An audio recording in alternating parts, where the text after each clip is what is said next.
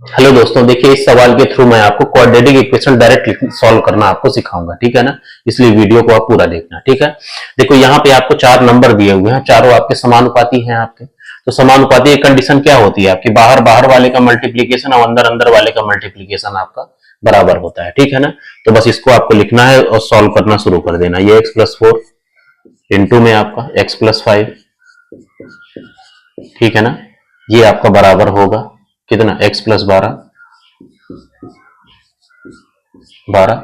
इसको मैं हटा दे रहा हूं, ये आपका x और x-7 है आपका, इसको बाद में सॉल्व करना है, ठीक है ना। ये कितना हो गया, x+12 इंटू में आपका x-1 आपका, ठीक है ना। अब देखिए इसको डायरेक्ट कैसे लिखना है आपका, ठीक है ना। देखो x को आप x से गुणा करिए तो क्या हो जाएगा आपका, x² आ गया, ठीक है ना। अब हम लोग क्या करेंगे, देखो दोनों प्लस में है तो हमने प्लस साइन लगा दिया है, ठीक है ना। अब हमें x का जो है कोफिशिएंट लिखना है, तो क्या करना है, जो कांस्टेंट नंबर है आपके 4 और 5, इनको जोड़िए तो कितना हो गया, 5 4 9। इसके आगे आप x चिपका दीजिए आपका, ठीक है ना। फिर देखो आपका ये भी प्लस का 4 है और ये भी प्लस का 5 है, इन दोनों को गुणा करिए आप, तो ये कितना हो गया, 5 चौको 20 आपका, ठीक है ना। देखो x का जो कोफिशिएंट है वो ऐड करने पर आता है, और ये जो आता है आपका कांस्टेंट नंबर, ये आपका मल्टीप्लाई करने पर आता है, ठीक है। ये आपको याद रखना है, बस हो गया। सेम चीज यहाँ पे करिए, x को x से गुणा करिए, कितना हो गया आपका, x² हो गया, ठीक है ना। और यहाँ पे क्या हो गया आपका प्लस, ठीक है ना। हम x का कोफिशिएंट लिखना है, तो 12 और -1 को ऐड करेंगे तो क्या आएगा आपका 11, ठीक है ना। तो 11x हो गया आपका, ठीक है ना। अब देखो जो कांस्टेंट नंबर आता है वो मल्टीप्लाई करने पर आता है, +12 को -1 से गुणा करोगे तो क्या आएगा आपका, -12 आएगा, ठीक है ना। तो ऐसे ही आपको क्वाड्रेटिक इक्वेशन आपका सॉल्व करना है, बच्चों की तरह नहीं करना है कि एक एक तो बढ़िया आराम से लिख रहे हैं, ठीक है।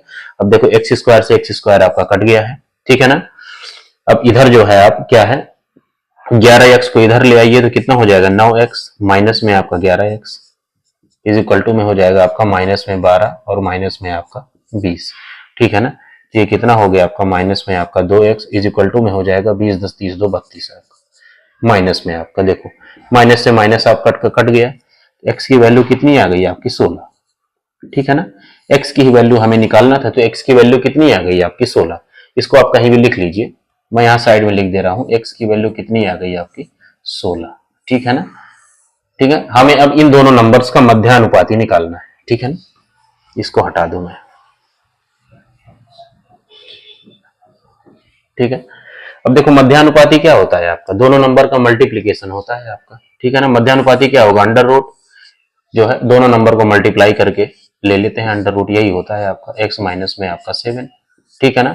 अब x की वैल्यू यहाँ पे 16 है तो 16 आप पुट करिए तो कितना हो जाएगा आपका 16 गुणे में 16 में से 7 जाएगा तो कितना बचेगा आपका 9, ठीक है ना। इसका अंडर रूट लेना है, ठीक है ना। अब 16 से जो बाहर आएगा क्या होगा आपका 4, 4 चौको 16 होता है, और ये 3 त्रिकाई 9 होता है तो 3 बाहर आएगा तो कितना हो जाएगा 12 आपका आंसर हो जाएगा, ठीक है ना। तो देखो बहुत ही बढ़िया सवाल था, और इसके थ्रू मैंने आपको क्वाड्रेटिक इक्वेशन डायरेक्ट लिखना आपको सिखा दिया है, ठीक है। जय हिंद।